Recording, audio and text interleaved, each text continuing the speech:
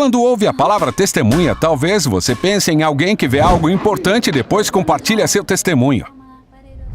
A palavra testemunha também é usada assim na Bíblia, mas isto é o que é fascinante.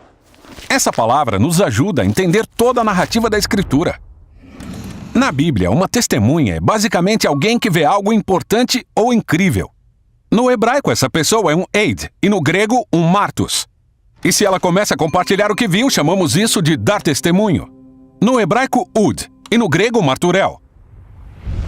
Na história de Ruth, quando Boaz compra a terra da família de Noemi, ele chama testemunhas para ver a transação. Assim, podem dar testemunho caso no futuro haja conflito pela terra. Então esse é o significado da palavra testemunha. Se seguirmos essa ideia da Bíblia, veremos que Deus quer um grupo de testemunhas, pessoas que o vejam e o experimentem, a fim de ud, ou representá-lo para o mundo. Na história do Êxodo, o povo de Israel testemunha que Yahweh é o Rei poderoso das nações quando ele os resgata da escravidão. Depois ele nomeia a nação para testemunhar, ou ud para todas as nações, sobre o que eles viveram. Ele os chama de reino de sacerdotes, pessoas que conectam as nações a Yahweh, o verdadeiro Deus e Rei. Mas tem um grande problema.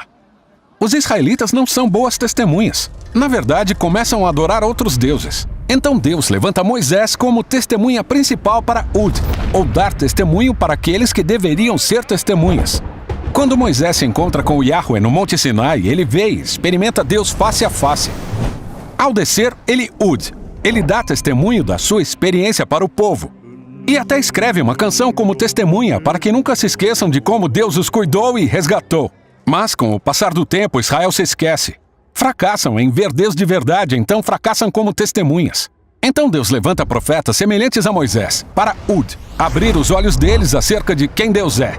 Como Isaías, ele tem uma visão de Deus como rei cósmico e é enviado para ud, para dar testemunho aos israelitas da sua época.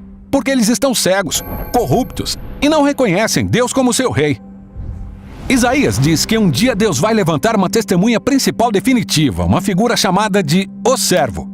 Ele vai abrir os olhos dos cegos para que possam ver Yahweh de verdade, dar testemunho às nações de que o seu Deus é o rei que vai resgatar o mundo. Agora, quando olhamos para a história de Jesus, ele afirma ser aquele servo e testemunha de quem Isaías falou.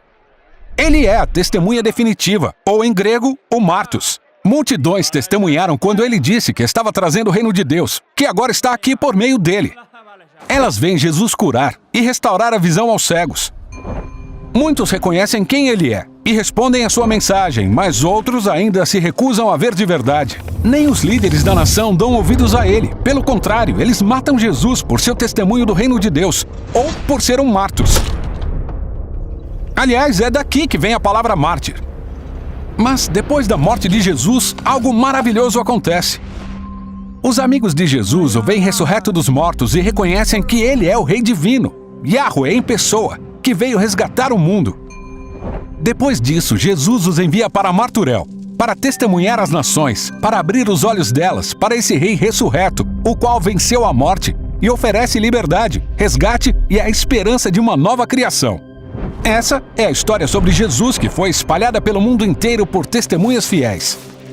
E até hoje, quando alguém ouve a história de Jesus e experimenta o amor de Deus por toda a humanidade, a coisa mais natural é simplesmente dar testemunho.